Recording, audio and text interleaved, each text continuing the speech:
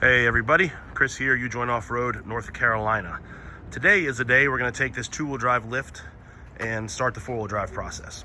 So if you haven't watched our intro video and our launch video to our two-wheel drive lift, go check that out. It will help this video make a little more sense. So, the reason we came out with this kit is, there are a few reasons. One is cost. It helps bring down the cost of getting your RV lifted and driving, steering, and handling way better than stock, or better than any coil sprung bent I-beam lift. We've removed a lot of those lifts over the years.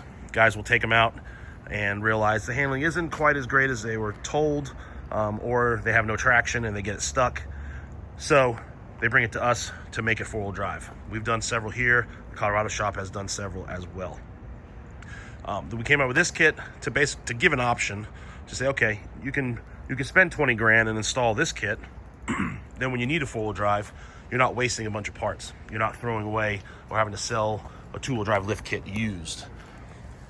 So this has our mono beam, what you would call a dummy axle under the front, and we're going to swap it out today for a Dana 60. The simplicity of this is what I'm looking forward to. Everything north or above the springs is going to stay exactly the same.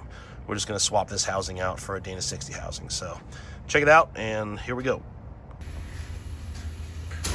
All right, so the guys have everything disconnected: steering, shocks, the track bar, U-bolt plate, and then we're going to drop the dummy axle out, get it on the cart, and then we're going to swap all of these parts over.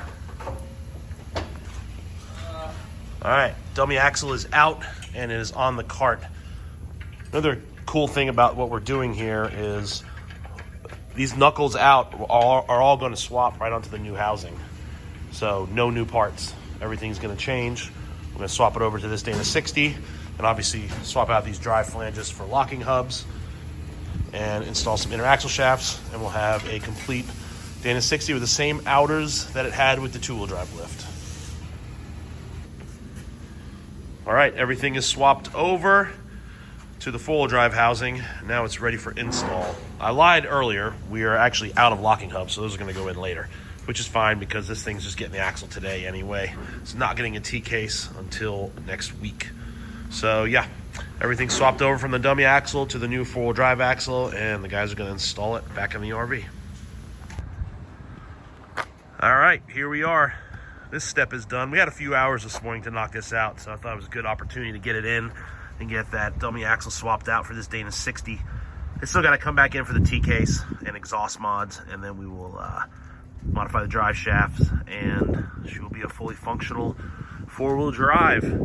So thanks for watching. If you've got any questions, leave them in the comments or shoot me an email, chris@ujointoffroad.com.